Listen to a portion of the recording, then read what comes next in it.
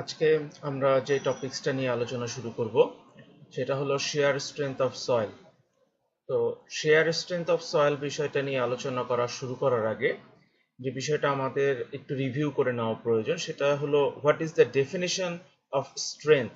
আমরা যে কোনো একটা ম্যাটেরিয়ালসের স্ট্রেংথ বলতে কি বুঝি এটা আমরা শুরুতে একটু রিভিউ করি। এটা আমরা যদিও জানি, একটু রিভিউ করে নিব। অ্যান্ড দেন আমরা সয়েলের স্ট্রেংথ নিয়ে আলোচনা করব, সাথে সাথে এই বিষয়টাও আমাদের আলোচনায় চলে আসবে সয়েলের স্ট্রেংথটাকে কেন শেয়ার স্ট্রেংথ বলা হচ্ছে, ডিরেক্টলি কেন শেয়ার স্ট্রেংথ বলা হচ্ছে। তো আমরা নর্মালি যেটা জানি সেটা হলো যে কোনো একটা ম্যাটেরিয়ালসের স্ট্রেংথের ডেফিনেশন হলো সেই ম্যাটেরিয়ালসের উপর যখন একটা স্পেসিফিক লোড অ্যাপ্লাই করা হয়, সেই লোডের কারণে ধীরে ধীরে সে ম্যাটেরিয়ালসটা ডিফর্ম করে। ম্যাটেরিয়ালস যদি ডাকটাইল হয়, ডিফর্মেশনটা কম্পারেটিভলি বেশি হয়। ম্যাটেরিয়ালস যদি ব্রিটল হয়, কম্পারেটিভলি ডিফর্মেশন কম হয়। তো what ever the thing is, that means আমরা যখন একটা ম্যাটেরিয়ালসের উপরে লোড অ্যাপ্লাই করি তার কিছু ডিফর্মেশন হতে থাকে, বাট সে একটা সার্টেন পরিমাণ রেজিস্ট্যান্স শো করে। কিন্তু লোড অ্যাপ্লাই করার ফলে একটা সার্টেন পরিমাণ লোড অ্যাপ্লাই করার পরে দেখা যায় যে সে খুবই কম রেজিস্ট্যান্স বা একদমই রেজিস্ট্যান্স করছে না, বাট সে অনেক বেশি ডিফর্ম করে যাচ্ছে। তাহলে ওই যে অবস্থা, তার মানে সর্বোচ্চ যে পরিমাণ লোড সে কি করতে পারে, রেজিস্ট করতে পারে, মানে তার ফেইলারে ঠিক আগ মুহূর্তে তার যে রেজিস্ট্যান্সটা, এইটাকেই বলা হয় একটা ম্যাটেরিয়ালসের স্ট্রেংথ। তার মানে একটা ম্যাটেরিয়ালসের স্ট্রেংথের ডেফিনেশন হলো তার উপরে যখন লোড অ্যাপ্লাই করা হয় এবং লোডটা ধীরে ধীরে ইনক্রিজ করা হয়, করে তাকে যখন ফেইল করানো হয়, ফেইল করার ঠিক আগ মুহূর্তে সে যে রেজিস্ট্যান্সটা শো করে সেটাই হলো তার স্ট্রেংথ। তো সয়েলের ক্ষেত্রেও কথা একই, যে সয়েলের উপরে যখন আমরা লোড অ্যাপ্লাই করব সয়েলও ফেল করবে, কিন্তু সয়েল ফেল করার ঠিক আগ মুহূর্তে সয়েল যে স্ট্রেংথটা শো করবে, সেই যে রেজিস্ট্যান্সটা শো করবে, সেই রেজিস্ট্যান্সটাকে সয়েলের স্ট্রেংথ বলবো আমরা।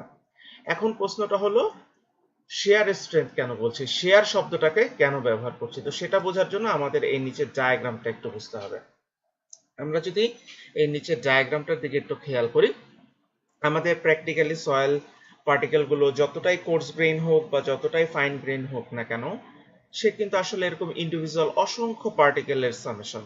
সো যখন আমরা একটা লোড অ্যাপ্লাই করি, যেখানে দেখা যাচ্ছে সিগমা বলে একটা লোড যখন আমরা অ্যাপ্লাই করবো একটা পার্টিকুলার সয়েলের উপরে, সেই লোডটা সয়েলের প্রত্যেকটা পার্টিকেলের ভিতরে একটা মোমেন্টাম তৈরি করবে। তো মোমেন্টাম যখন তৈরি করে তখন তাদের ভিতরে একটা মুভমেন্ট হওয়ার চেষ্টা হয়।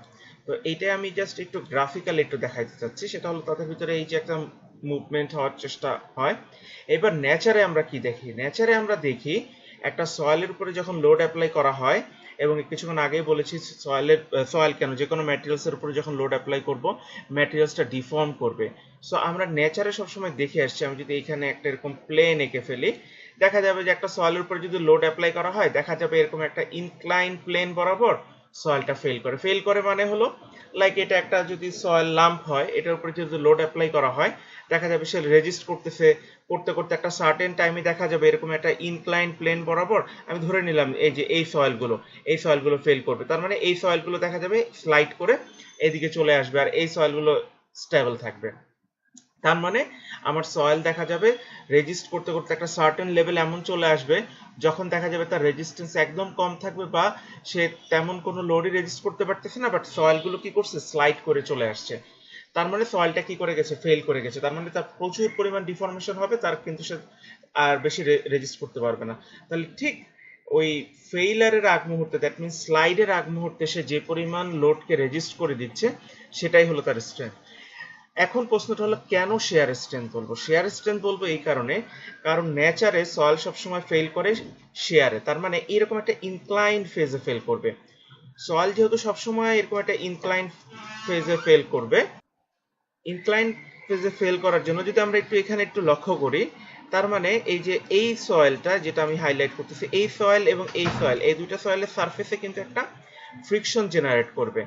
তার মানে ফেইলারের আগ মুহূর্তে তাদের মধ্যে কিন্তু একটা ফ্রিকশনাল রেজিস্ট্যান্স আসবে। আবার ঠিক একইভাবে এই যে সয়েল পার্টিকেল, আবার এই যে সয়েল পার্টিকেল, এই দুইটা সয়েল পার্টিকেলেরও মাঝখানে কিন্তু স্লাইড করবে, মানে একটা পার্টিকেলের উপর আরেকটা কি করবে, স্লাইড করে চলে যাবে যখন ফেল করবে। তাহলে এইভাবে একটা পার্টিকেলের উপর আরেকটা পার্টিকেল যখন স্লাইড করে চলে যাওয়ার চেষ্টা করে তখন কিন্তু তাদের সারফেসে একটা ফ্রিকশনাল ফোর্স তৈরি হয়। আমরা ফর এক্সাম্পল আমরা দুইটা হাত যদি একটা আর একটা হাতের উপর রেখে একটা হাতকে আরেকটা হাতের উপর স্লাইড করার চেষ্টা করি তাহলে দেখা যাবে সেখানে কি হবে, একটা ফ্রিকশনাল ফোর্স তৈরি হবে। তাহলে এখান থেকে আমরা বুঝতে পারতেছি যে একটা পার্টিকুলার সয়েলের উপরে যখন লোড অ্যাপ্লাই করা হয় সে একটা ইনক্লাইন ফেজে ফেল করে, আর ইনক্লাইন ফেজে ফেল করার সময় সে পার্টিকেলগুলোর ভিতরে একটা ফ্রিকশনাল ফোর্স তৈরি করে বা ফ্রিকশনাল রেজিস্ট্যান্স তৈরি করে।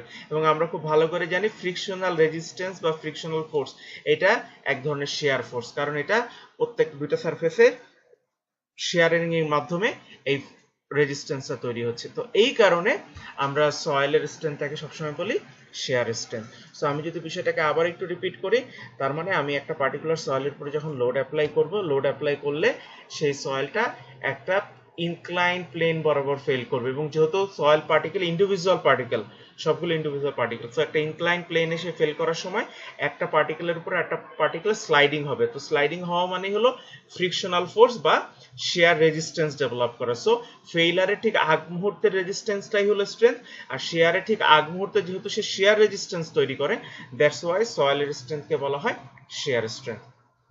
তো এই বিষয়টা আমরা বুঝতে পারলাম কেন আমরা সয়েলের স্ট্রেংথকে শেয়ার স্ট্রেংথ বলছি। আচ্ছা, এখানে হলো যে কেন আমাদের সয়েলের স্ট্রেংথ বলি, শেয়ার স্ট্রেংথ বলি, স্ট্রেংথ বলি, যেটাই বলি না কেন সেটাকে কেন আমাদের লাগবে, এটা অবশ্যই ফাউন্ডেশন ডিজাইন করার জন্য আমাদের সয়েল স্ট্রেংথ জানা দরকার। হাইওয়ে রাস্তা যদি তৈরি করতে চাই ডেফিনেটলি স্ট্রেংথ, কারণ স্ট্রেংথের উপরেই নির্ভর করবে তার উপরে কি পরিমাণ লোড যেতে পারবে, অ্যাজ ওয়েল অ্যাজ আমি যদি কোনো একটা স্লোপ বা ইমবাঙ্কমেন্ট তৈরি করি, এই যত কাজ আছে সবগুলো কাজের জন্যই আমার কি লাগবে, সয়েলের স্ট্রেংথ ক্যালকুলেশন করতে হবে। আচ্ছা, এখন বিষয়টা হলো একটা পার্টিকুলার সয়েলের স্ট্রেংথে কি কি বিষয় কন্ট্রিবিউট করে আর কি কি বিষয়ের কারণে ভ্যালুগুলো ফ্লাকচুয়েট হতে পারে সেটা নিয়ে যদি একটু আলোচনা করি।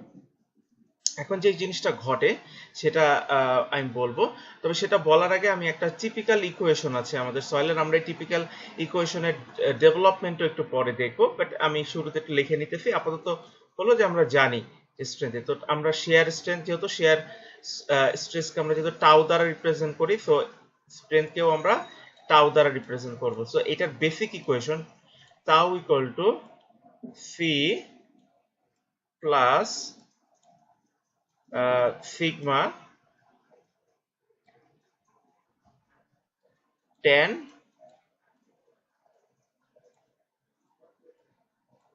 phi। আচ্ছা, এটা হলো আমাদের বেসিক ইকুয়েশন, এটা হলো আমাদের সয়েলের শেয়ার স্ট্রেংথের বেসিক ইকুয়েশন। স্ট্রেংথ হলো tau equal to C plus sigma tan phi। এখন এগুলোর প্রত্যেকটার অর্থ কি এগুলো আমরা সামনে এক্সপ্লেন হবে, এখন আমি শুধুমাত্র নাম আকারে বলে যাচ্ছি।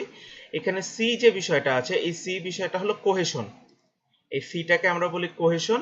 তার মানে ওয়াটারের প্রেজেন্সে একটা বন্ডিং তৈরি হয় পার্টিকেলের গুলোর ভিতরে ইলেকট্রন শেয়ারিং এর মাধ্যমে, এটার ফলে যে বন্ডিংটা তৈরি হয় সেটাকে আমরা বলি কোহেশন, এবং সেটাকে সি দ্বারা রিপ্রেজেন্ট করা হয়।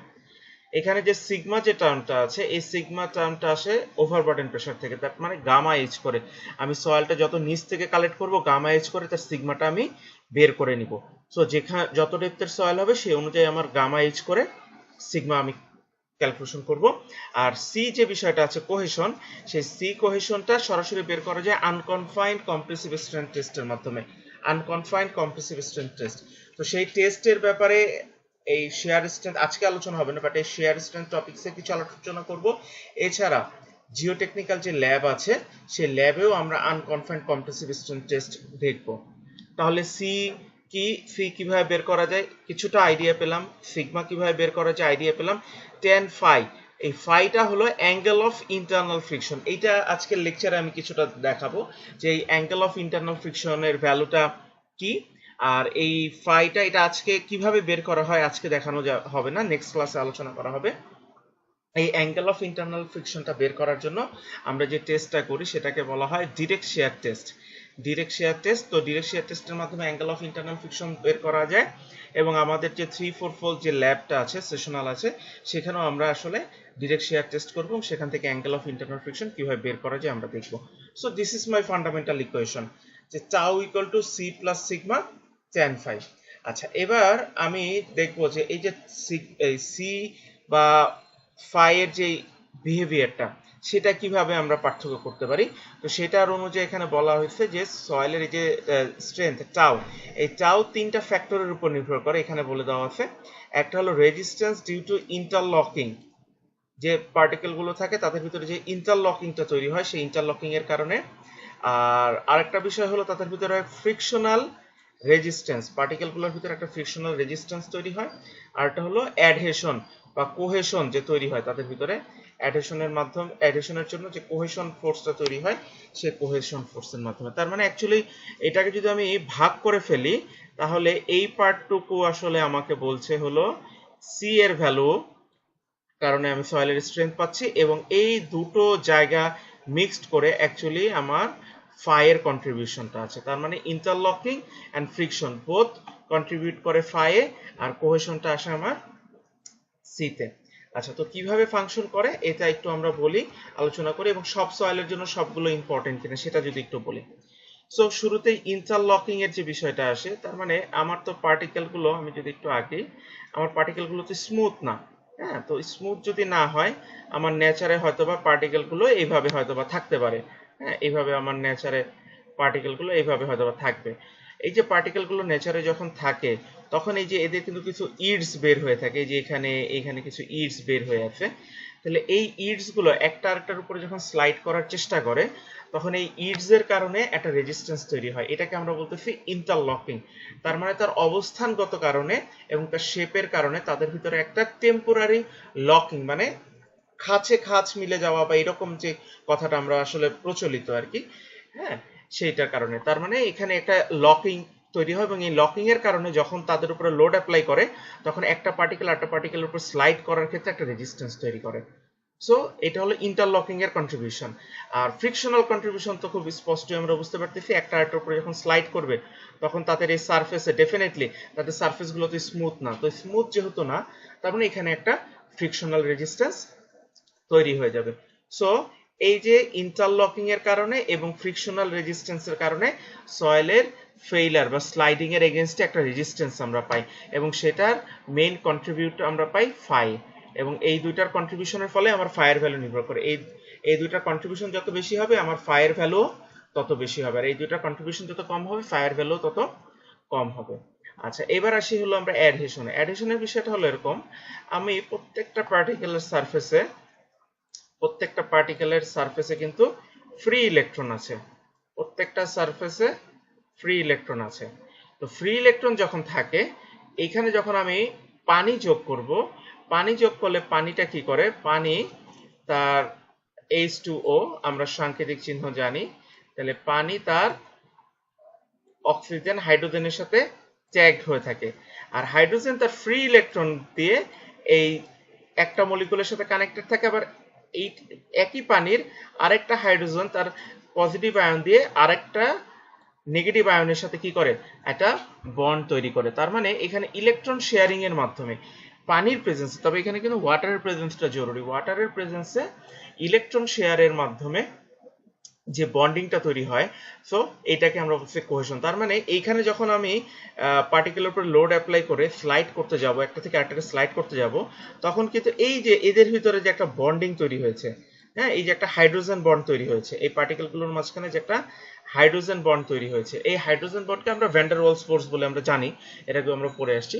তখন এই বন্ডিংটা না ভেঙে একটা আরেকটার উপরে কি করতে পারে না, স্লাইড করতে পারে না। তার মানে আমি লোড অ্যাপ্লাই করে এটাকে যখন স্লাইড করার চেষ্টা করব তখন এই বন্ডিংটা স্লাইডিং এর এগেইনস্টে একটা রেজিস্ট্যান্স শো করবে। তো স্লাইডিং এর এগেইনস্টে বা ফেইলারের এগেইনস্টে যে রেজিস্ট্যান্সটা শো করে সেটাই তো তার স্ট্রেংথ, এবং এই ভ্যালুটা থেকেই আমি অ্যাকচুয়ালি ফি এর ভ্যালুটা ক্যালকুলেশন করতে পারি।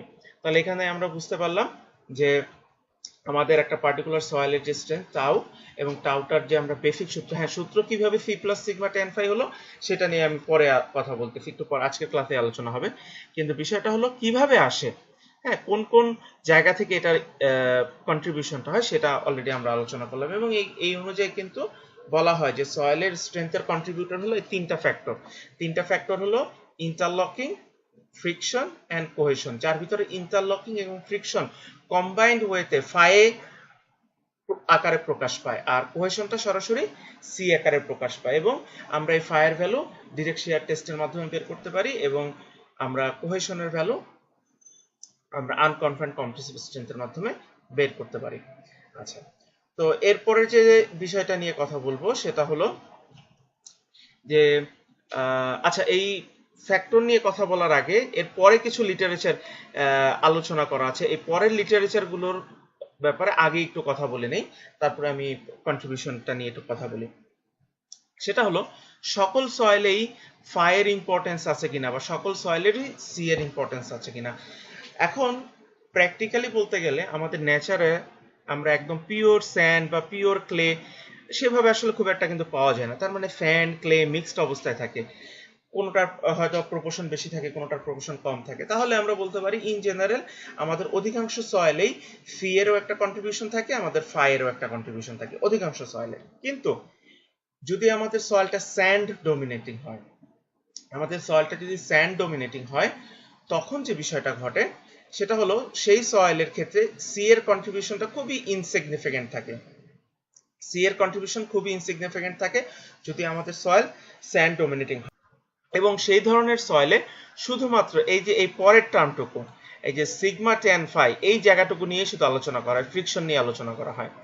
আর আমাদের সয়েল যদি দেখা যায় যে ফাইন ডোমিনেটিং হয়, তার মানে ক্লে পার্টিকেল খুব বেশি পরিমাণে থাকে, সামান্য কিছু স্যান্ড থাকে, সেখানে দেখা যায় ফ্রিকশনটা খুব বেশি ফাংশন করে না, সেখানে কোহেশনটাই মেইনলি ফাংশনাল থাকে। সেখানে আমরা সি এর ভ্যালুটা বের করে সরাসরি টাউ ইকুয়াল টু সি বলি। আর স্যান্ডি সয়েল হলে আমরা সিটাকে অনেক ক্ষেত্রে ইগনোর করি, tau equal to sigma tan phi বলে দিই। আচ্ছা, এখন প্রশ্নটা হলো স্যান্ডি সয়েলে কেন আমি সিটাকে ইগনোর করছি, বা ক্লে টাইপ সয়েলে কেন আমি ফাইটাকে ইগনোর করছি, সেটা যদি একটু বলি। এটা একটু গ্রাফিক্যালি যদি একটু দেখায় আলোচনা করে বেটার হবে। সেটা হলো বিষয়টা এরকম থাকে যে আমাদের কোর্স পার্টিকেলগুলো কম্পারেটিভলি অনেক বড় বড় পার্টিকেল, কোর্স পার্টিকেল অনেক বড় বড় পার্টিকেল। তো বড় বড় পার্টিকেল থাকার কারণে এদের এই যে এদের ইডস গুলো কিন্তু বড় থাকে। এদের ইডস গুলো বড় থাকার কারণে এদের ভিতরে ইন্টারলকিংটাও বড় হয়।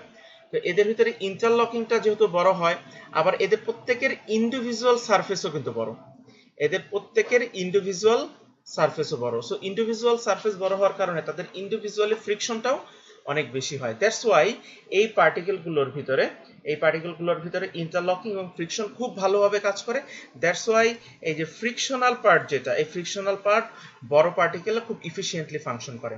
নাও হোয়াট অ্যাবাউট কোহেশন? কোহেশনের বিষয়টা হলো এরকম, আমরা তো জানি যে এখানে ইলেকট্রন আছে, হাইড্রোজেন ইলেকট্রন শেয়ার করবে, পজিটিভ আয়ন শেয়ার করে একটা বন্ড তৈরি করবে, একটা হাইড্রোজেন বন্ড তৈরি করবে। এখন এই পার্টিকেলগুলো ফর এক্সাম্পল এই ফেজ বরাবর এই পার্টিকেলগুলো যখন স্লাইড করার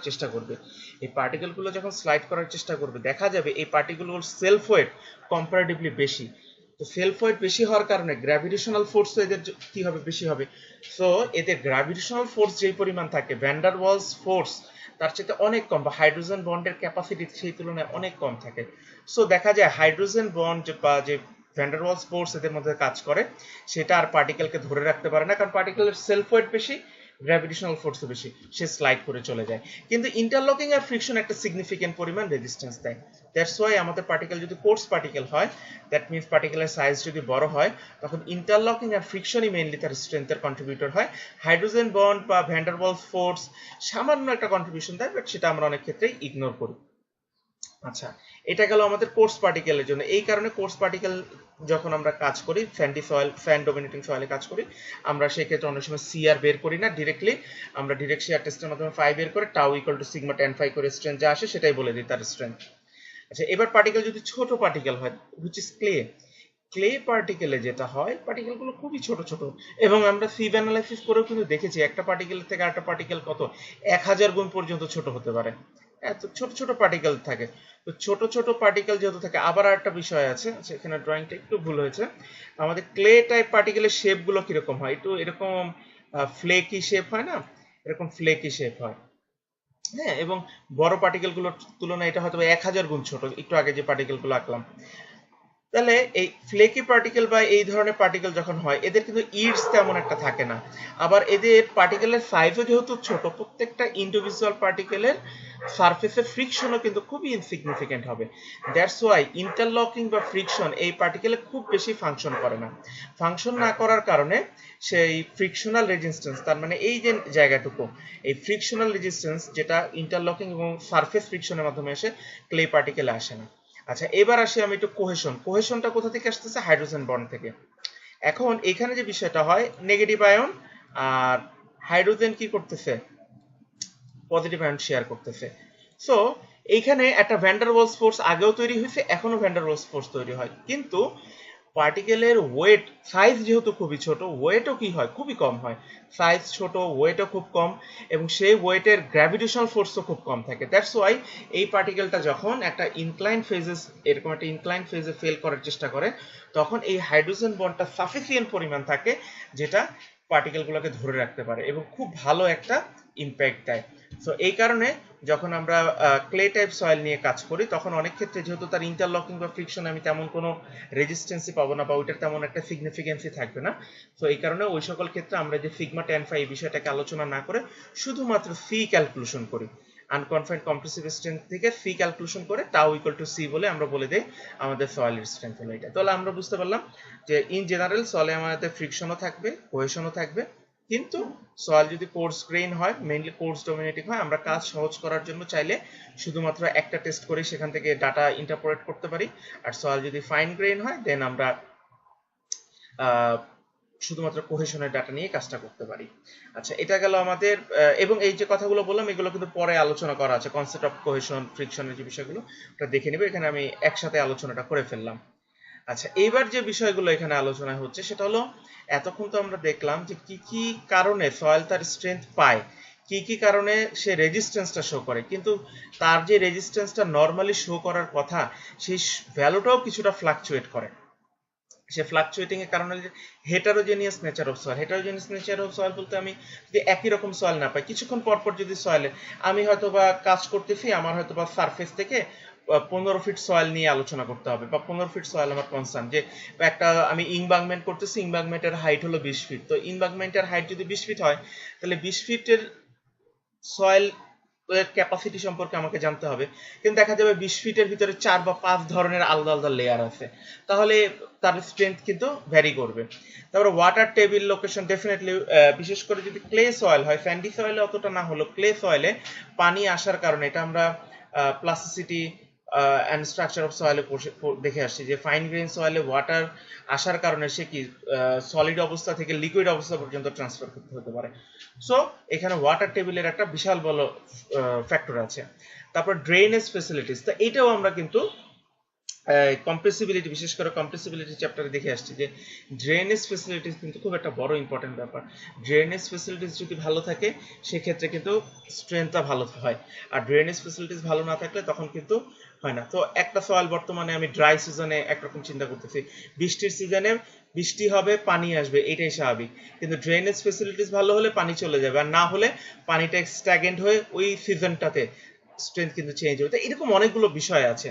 তারপর type and nature of construction, stress history, দুটো যদি একসাথে বলি, আমরা গত টপিকস যেটা ছিল আমাদের কম্প্রেসিবিলিটি অফ সয়েল, সেখানে আমরা দেখেছি যে normally consolidated soil, over consolidated soil কিভাবে তাদের ভ্যালুগুলো ফ্লাকচুয়েট করে। তারপরে স্ট্রাকচারাল ডিস্টারবেন্স, যে আমি যে কাজ করব, কাজ করার সময় আমি সয়েলটাকে ডিস্টার্ব করব কিনা। হ্যাঁ, আমার যে জায়গায় মাটি কাটার দরকার আমি যদি প্রপার ওয়েতে না কাটতে পারি, আশেপাশের মাটিকে আমি ফুটিংটা যেখানে দিব, আমি ফুটিংটা চিন্তা করছি 6 ফিটে দিব, কিন্তু মাটি কাটার সময় দেখা গেছে 6.5-7 ফিট পর্যন্ত মাটিকে ডিস্টার্ব করে ফেলছে, তারপরে আবার কিছুটা বালি ফেলছে বা মাটি ফেলে আবার লেভেল করার চেষ্টা করছে, কিন্তু একবার যে ডিস্টার্ব হয়ে গেল সে কিন্তু আর আগের মতন খুব একটা। তো স্ট্রাকচারাল ডিস্টারবেন্স বা হতে পারে, কাজের কারণে অনেক সময় হতে পারে, তো এই ধরনের। আর কেমিক্যাল অ্যাকশন বা এনভায়রনমেন্টাল কন্ডিশন, ডেফিনেটলি এগুলোরও তো এফেক্ট আছেই।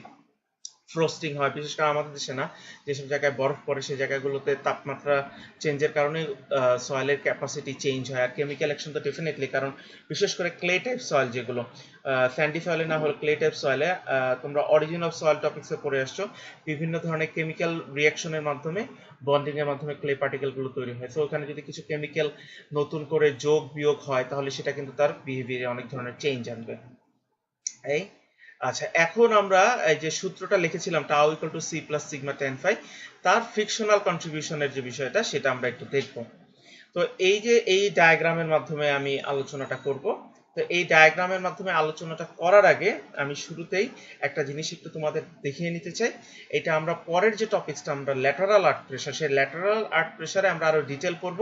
আপাতত শুধু একটু জেনে রাখো। তার মানে এইটা যদি আমার একটা সয়েল হয়, আমি এরকম একটা সয়েল ব্লক নিয়ে নিলাম। এই সয়েলটা ধরো মাটির 8-10 ফিট নিচে আছে। তো 8-10 ফিট নিচে থাকলে কি হয়, এটার উপরে কি এরকম একটা ভার্টিক্যালি ফোর্স কাজ করে, এটার উপর একটা ভার্টিক্যালি ফোর্স কাজ করে। আবার ভার্টিক্যালি ফোর্স কাজ করলে নিচের মাটি আবার সে কি করে, এরকম একটা রেজিস্ট্যান্স দেয়। এরকম দুই দিক থেকে রেজিস্ট্যান্স দিলে সে আবার এইদিকে একটা ফোর্স, হরিজন্টাল ফোর্স কিন্তু জেনারেট করে। এটাকে কনফাইন্ড স্ট্রেস বলে। এই যে ছবিটা দেখতেছি এটা হলো সয়েলের কনফাইন্ড অবস্থা। এখন এই কনফাইন্ড অবস্থার সাথে অ্যাডিশনাল একটা ফোর্স আমি যোগ করে দিলাম।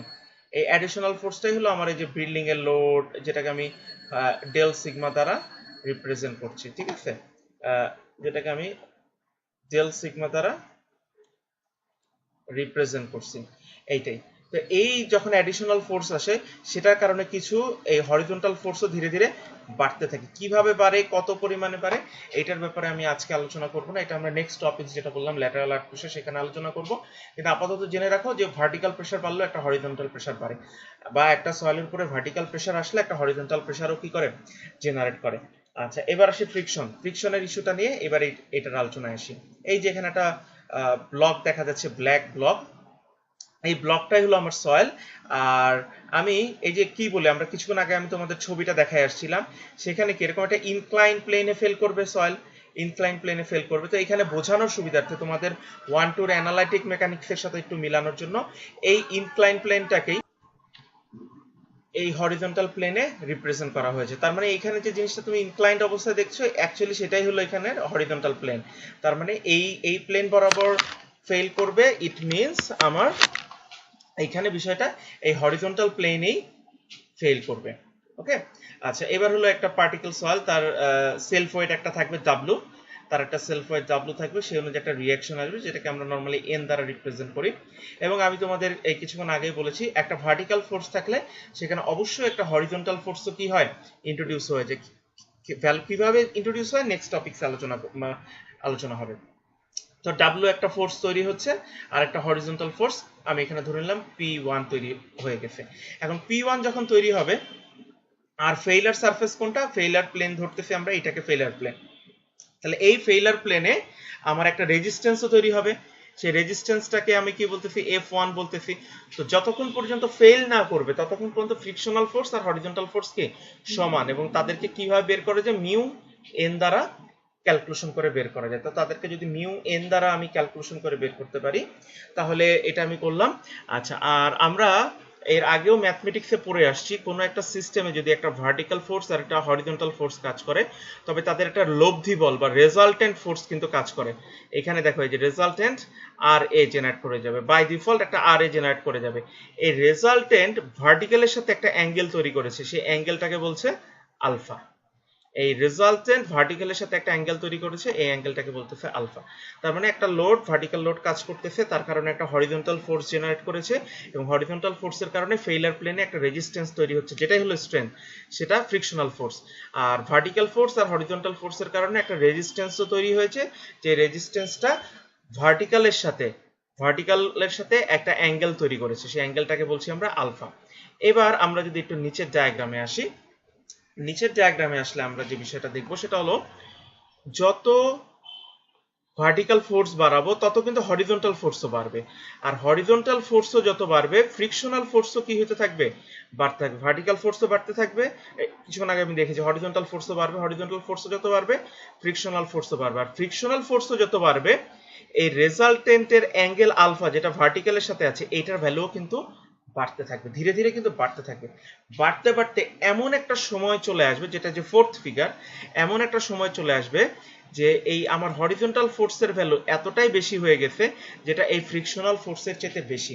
তো ফ্রিকশনাল ফোর্সের চাইতে হরিজন্টাল ফোর্স যখন বেশি হয়ে যাবে, তখন কিন্তু আমার এই যে সয়েল পার্টিকেল যেটা আছে, এইটা কিন্তু এই ফেইলার প্লেন বরাবর কি করবে, এই বরাবর স্লাইড করা শুরু করে যাবে। সো ফেইলার প্লেন বরাবর যখনই স্লাইড করে যাবে আমি বলবো কি সয়েলটা ফেল করে গেছে। তাহলে ঠিক ওই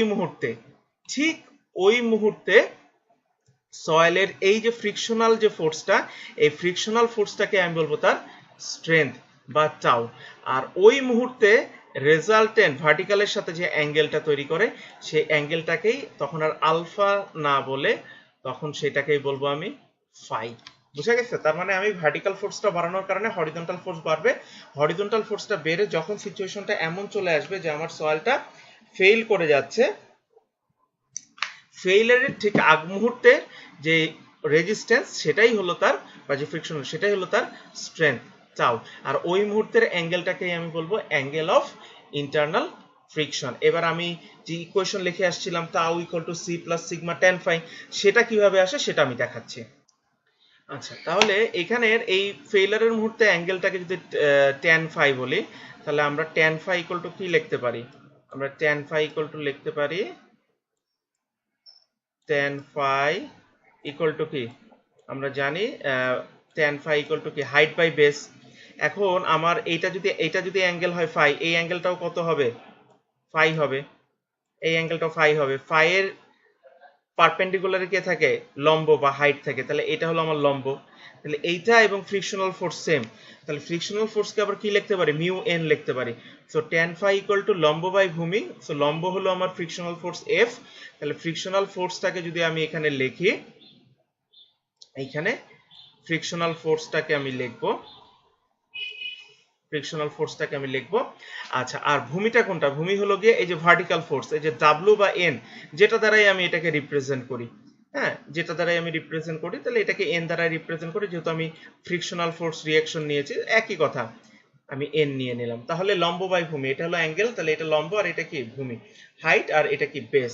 তাহলে tan phi equal to F by N. এখন এই যে আমার এন বলি আর এফ বলি, দুইটাই কাজ করতেছে কোথায়? ফেইলার প্লেনে। তো দুইটাই যেহেতু ফেইলার প্লেনে কাজ করতেছে, এরিয়াটা কোথায় হবে? এই ফেইলার প্লেনেই এরিয়া হবে। তার মানে বোথ দ্য কেসেস তারা একই এরিয়ার উপরে কাজ করতেছে, একই সারফেস এরিয়ায় তারা কাজ করতেছে। তো একই সারফেস এরিয়া যদি তারা কাজ করে, তাহলে তাদেরকে আমি কি করতে পারি? একই এরিয়া তারা ভাগ করে দিতে পারি। আমি ধরে নিলাম সেই এরিয়ার ভ্যালু এ, তাহলে এটাকে এরিয়ার দিয়ে ভাগ করে দিলাম। এটাকে যদি এরিয়া দিয়ে ভাগ করে দেই, তাহলে এরিয়া দিয়ে ভাগ করলে কি লেখা যায়? আমার এখানে ফ্রিকশনাল ফোর্স বাই এরিয়া, তার মানে কি? ফ্রিকশনাল স্ট্রেস, ফ্রিকশনাল স্ট্রেসের সিম্বলটা কি? টাউ। আর আমার এটা কি? Normal force by area, normal force আর বাই নর্মাল এরিয়ারটা কি? সিগমা। হ্যাঁ, এবং এই সিগমা কোথা থেকে? যে আমি লোড যত বাড়াচ্ছি সেটাই তো এই সিগমার ভ্যালুর সমান। তাহলে এদেরকে যদি পাশাপাশি আকারে লিখি, তাহলে কি আসে? Tau equal two